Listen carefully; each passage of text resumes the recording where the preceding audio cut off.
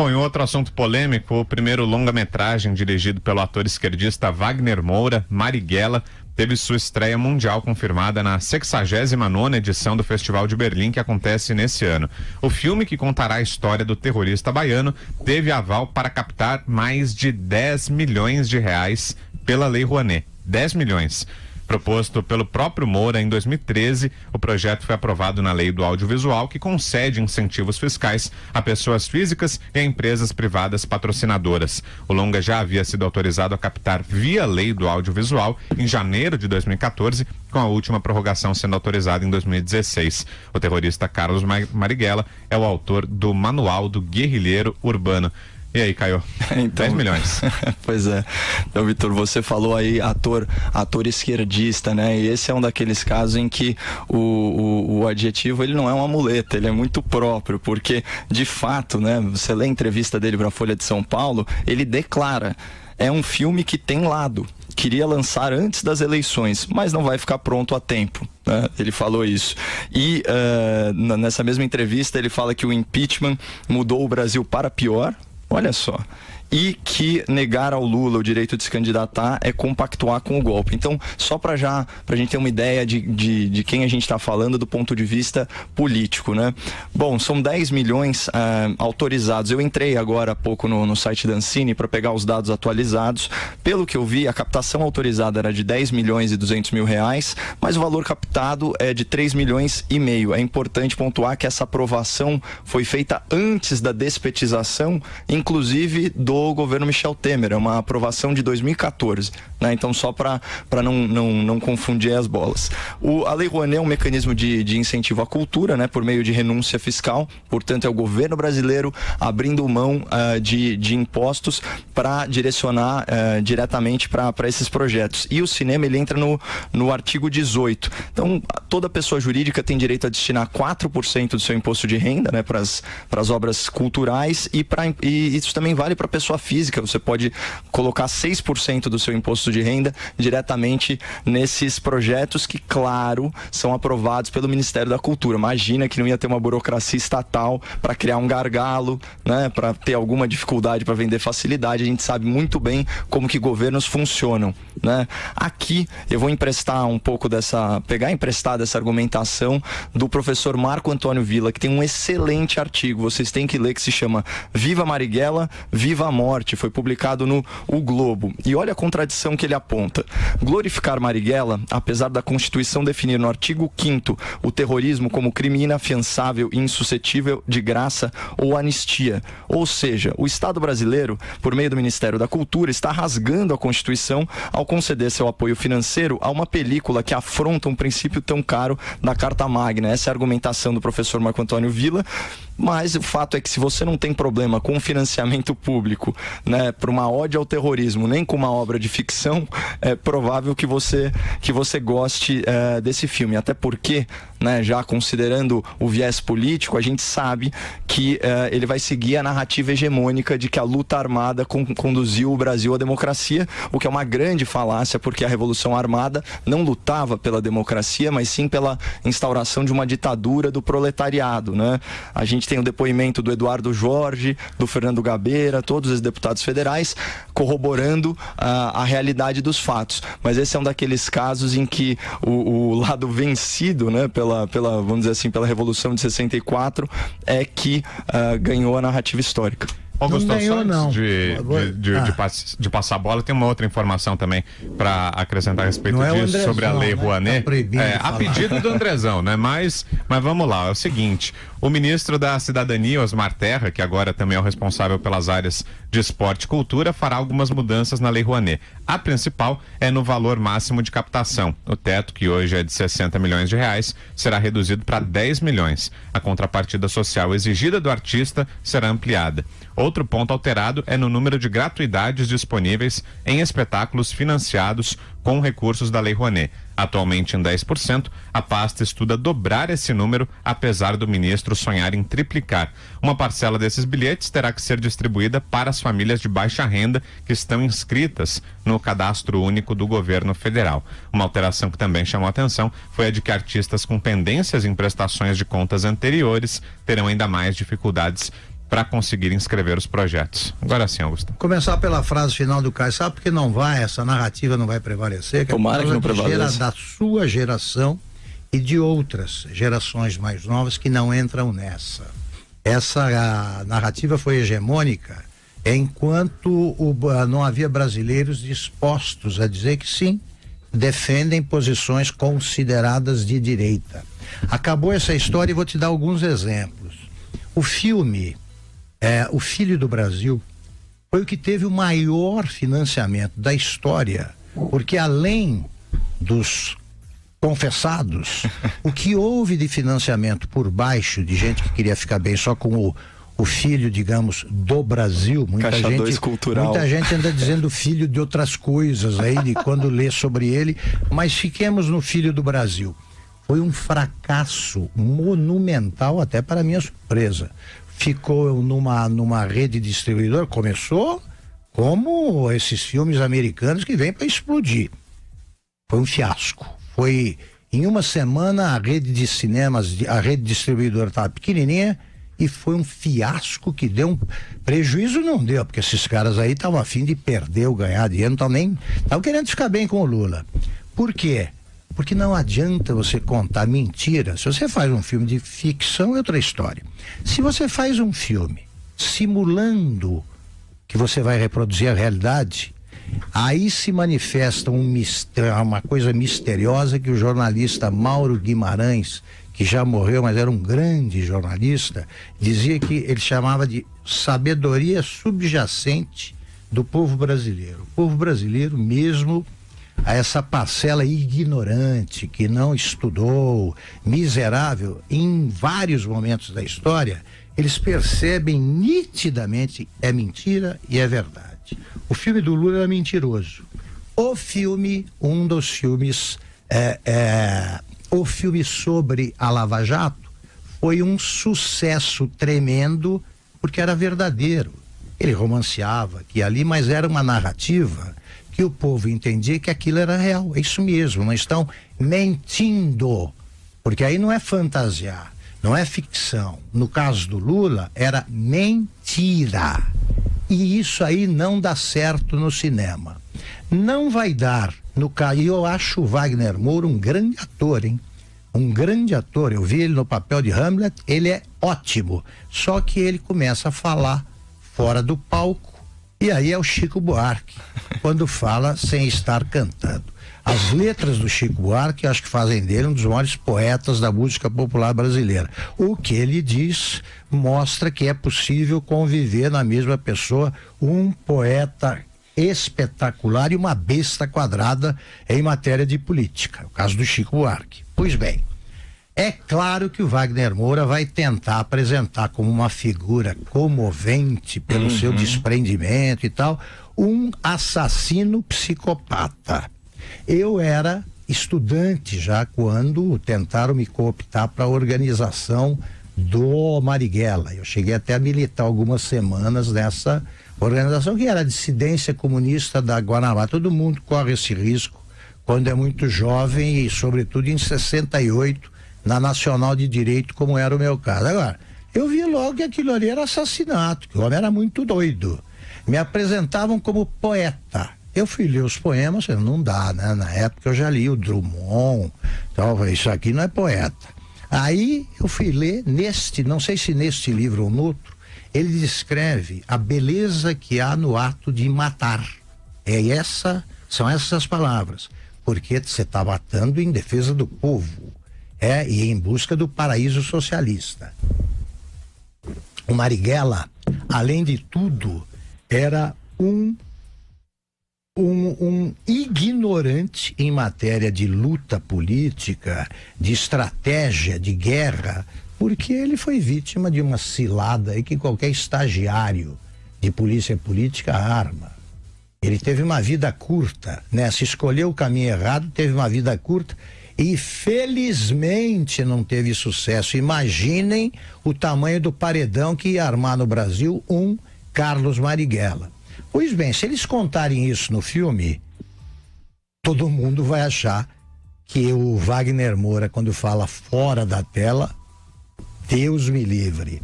Se o filme romancear, vão descobrir que é mentira. Eles estão se metendo numa que não vai dar certo, está condenado a dar errado, como o livro. Eu resenhei, eu gosto do jornalista que escreveu, preferiria não ter escrito, acho até que livro ruim não merece nem ser resenhado, não precisa, a menos que ameace fazer sucesso. Como estava nessa categoria, eu me dispus a resenhar e disse o seguinte: eu não entendo como um jornalista desperdiça 10 anos da sua vida para reconstituir a trajetória de um sujeito que só tentou infelicitar o Brasil, só matou, e que não merece um ensaio de 4 páginas, quanto mais um livraço como ele teve, que deu sustentação a esse filme. O que o Marighella merecia era um documentário para mostrar como são os terroristas brasileiros, de 5ª categoria. Luciana, quero ouvir você. Olha, o que o Ministério da Cultura sempre explica pra gente quando tem esse tipo de questionamento é o seguinte, porque quem define aonde que vai investir, quanto que vai destinar, é a pessoa física, é a pessoa que vai fazer aí o investimento, vai doar parte do imposto devido à atividade cultural. E o grande problema é o seguinte: para garantir, cumprir os pré-requisitos determinados pelo Ministério da Cultura, é preciso saber o caminho das pedras. E assim, tem gente que sabe, tem gente que não vai conseguir nunca chegar, porque não conhece aqueles trâmites, não conhece a pessoa certa, tem sim dificuldade na aprovação do projeto junto ao Ministério da Cultura. Então, assim, a gente vê problema, tem problema na fiscalização. Muitas vezes quem tem o incentivo da Lei Rouanet são grandes projetos. É muito difícil você falar em distribuir ingresso para pessoa de baixa renda, porque mesmo quando tem investimento da Lei Rouanet, quando tem renúncia fiscal, muitas vezes os ingressos são muito altos. Então tem uma série de questionamentos que esse novo governo diz que vai atacar, que vai tentar resolver na questão do financiamento à cultura. Mas é uma lei, na verdade, que eu considero uma lei até importante, porque o governo não vai investir em cultura, é preciso que alguém invista. Então, foi uma forma que eles encontraram de se captar recursos com as empresas, por exemplo. Agora, um grande nome, um artista famoso, realmente tem muito mais facilidade em garantir esse financiamento via Lei Rouanet. Não necessariamente quem que precisa consegue os financiamentos. Concordo inteiramente com a Luciana. Eu acho que é uma boa lei que precisa ser inteiramente revista, né? Para ver onde é que ela falha. Já se financiou até casamento com dinheiro, aniversário de empresa, casamento com dinheiro da Lei Rouanet, né? Não é só nessa lei, em relação a essa lei que isso aconteceu, mas estamos falando dela para ser revista. O que eu acho é que os atores conhecidos, as celebridades do mundo artístico brasileiro deveriam ter mais dignidade e seguir o exemplo do Antônio Fagundes. O Antônio Fagundes, ele só se queixa da abrangência, da generalização aí do uso da meia entrada. Ele fala, pô, não dá, todo mundo tem direito à meia entrada, porque no Brasil o sujeito é jovem até os 28 e é velho a partir dos 60, então todo mundo paga a meia e ele tem de lutar para conseguir financiar os seus espetáculos, mas ele jamais recorreu à Lei Rouanet. E é um dos artistas mais populares do Brasil e mais competentes. Ele financia o próprio espetáculo e confia no retorno que dará a qualidade do espetáculo. Então sigam o exemplo, Maria Bethânia, Wagner Moura, sigam o exemplo do Fagundes, está traçado o caminho, porque o Sérgio Sá Leitão, que foi um belo ministro e será um bom secretário da Cultura aqui em São Paulo, ele diz o seguinte: o que precisa desse tipo de estímulo financeiro são essas manifestações culturais, essas relíquias culturais que a gente tem pelo Brasil e que você não tem um tostão para eles. Você tem essas festas populares que sobrevivem à custa de doações de pessoas. Esse tipo de espetáculo deveria ter esse tipo de estímulo, porque, ao que me consta, A Broadway foi feita e se consolidou sem um tostão de dinheiro do governo, né? Eles fizeram, os Estados Unidos seguiram outro caminho. Então tem este e tem o dessa renúncia fiscal, mas beneficiando quem merece e precisa. A Bethânia declamando Fernando Pessoa, evidentemente não figura nessa categoria. Fala, Caio. É o seguinte, só falar sobre Lei Rouanet, é importante lembrar que ela tem dois produtos. Primeiro o produto cultural e depois a contrapartida social. O que justifica, né, o governo abrir mão de verba, certo? De verba pública, é nisso que consiste renúncia fiscal. Sim, né? sim. Para um grupo... Que pega o nosso, exatamente, né? para um grupo, para um setor particular. O que justifica isso? Uma contrapartida social. As medidas anunciadas pelo ministro, né, de mudança da lei fazem todo sentido, porque o que está se buscando? Aumentar essa contrapartida social. Então, mais tickets gratuitos, enfim, esse tipo de coisa. Agora, o produto cultural e os proventos desse produto cultural, portanto o lucro, no caso do cinema, imagina, o Augusto aqui com certa razão fez aí seu exercício de futurologia e cravou, não vai dar certo, mas imagina que desce. Para quem iria o lucro?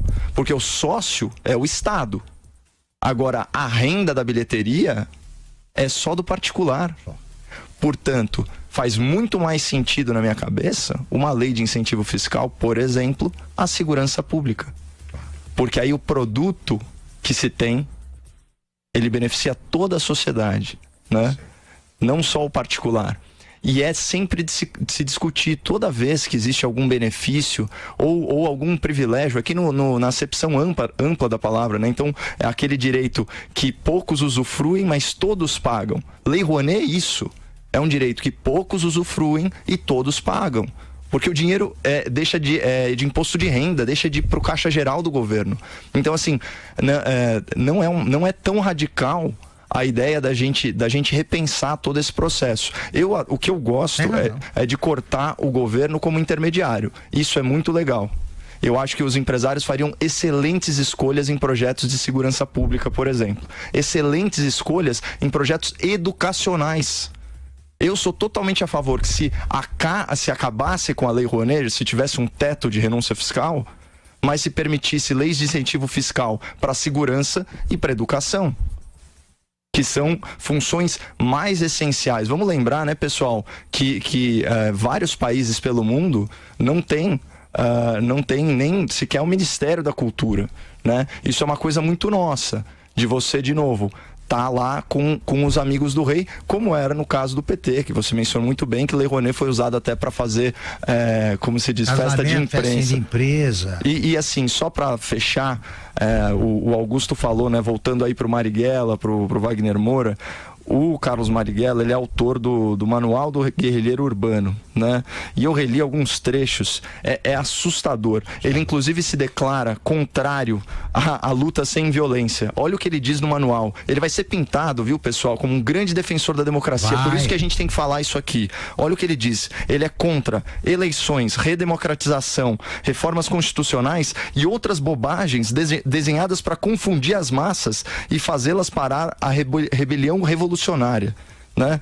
Em outro trecho do manual ele conclui: o guerrilheiro urbano tem que se fazer mais agressivo e violento, girando em torno da sabotagem, do terrorismo, das expropriações, dos assaltos, dos sequestros, das execuções. Então, assim, isso me leva a crer que a gente está diante de um caso, assim, falando sociologicamente, sabe, Augusto, de um gramichismo escancarado. O Wagner Moura é, sim, um intelectual orgânico falsificando a história com agenda revolucionária.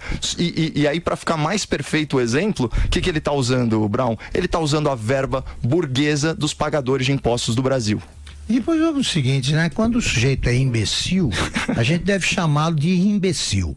O Marighella, um sujeito que acreditou que com 20, 30 pessoas, tal, que era esse o tamanho das organizações, não passaram de 100, nenhuma passou de 100. Que com 100 pessoas você vai vencer o exército, ele só pode ser qualificado de imbecil. E aí eu repito, sempre a constatação que eu faço quando falam as tropas do Zé Dirceu, o exército da CUT, é só me avisar que eu mobilizo o tiro de guerra de Taquaritinga, que dá conta dessa aí. São garotos de 19 anos que estão ali treinando a dar tiro, porque é o serviço militar obrigatório. O tiro de guerra de Taquaritinga daria um jeito nessa guerrilha. Eles acharam que derrotariam o exército brasileiro.